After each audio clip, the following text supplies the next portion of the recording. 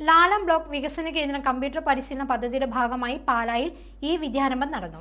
യുകെയിലെ 12 വയസ്സിന് താഴെയുള്ള സ്കൂൾ വിദ്യാർത്ഥികളുമായി ഇന്റർനെറ്റ് മുഖാന്തരം മലയാള ഭാഷയും മറ്റു അറിവുകളും പങ്കുവച്ചായിരുന്നു ഈ വിദ്യാരംഭം നടന്നത്. ഇവർക്ക് അറിവിന്റെ ആദ്യാക്ഷരം കുറിക്കുവാൻ ഭാഷയുടെയോ രാജ്യത്തിന്റെയോ ഭൂഖണ്ഡത്തിന്റെയോ അതിർവരമ്പുകൾ തടസ്സമായില്ല. വിദ്യാരംഭ ദിനത്തിൽ ഇന്റർനെറ്റിലൂടെ പാലായിൽ നടന്ന ഈ വിദ്യാരംഭത്തിൽ സഹപാഠികളും സുഹൃത്തുക്കളുമായി മാറിയത് പാലായിലെ ഒരു കൂട്ടം കുരുന്നു വിദ്യാർത്ഥികളും യുകെയിലെ സമപ്രായക്കാരായ മറ്റൊരു കൂട്ടം കുട്ടികളുമാണ്.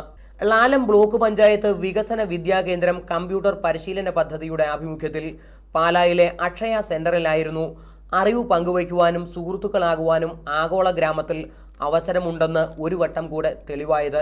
സജ്ജമാക്കപ്പെട്ട കമ്പ്യൂട്ടറുകൾക്ക് മുന്നിൽ വിദ്യാർത്ഥികളായ എലിസബത്ത് ട്രീസും റോസും ജാനിയും നേഹ സുനിലും ജോയം ജോണും ചാന്ദിനിയുമെല്ലാം മലയാള കവിതയുടെയും പഴഞ്ചൊല്ലുകളുടെയും കടം കഥകളുടെയും കെട്ടുകൾ അഴിച്ചപ്പോൾ മൈലുകൾക്കപ്പുറത്ത് യുകെയിൽ അത്ഭുത സ്തബ്ധരാകുന്ന വെളുവെളുത്ത കുഞ്ഞുമുഖങ്ങൾ കമ്പ്യൂട്ടർ സ്ക്രീനിൽ തെളിഞ്ഞു.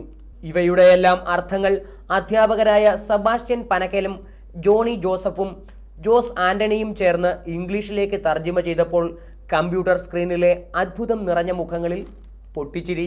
ഉടനെ തന്നെ തിരിച്ചും വന്നു സായിപ്പൻ കുട്ടികളുടെ തനത് തമാശകളും കടം കഥകളും.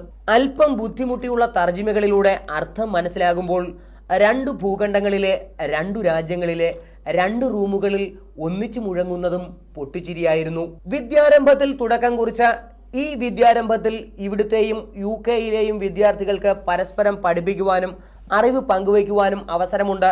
ഐക്യരാഷ്ട്ര സംഘടനയുടെ കുട്ടികൾക്കായുള്ള വിഭാഗമായ യുനെസ്കോയുടെ കൂടി സഹകരണത്തോടെയുള്ള ഈ പദ്ധതിയിൽ മികച്ച പ്രകടനം കാഴ്ചവെക്കുന്ന കുട്ടികൾക്ക് ലാപ്ടോപ്പുകളും സമ്മാനമായി നൽകും.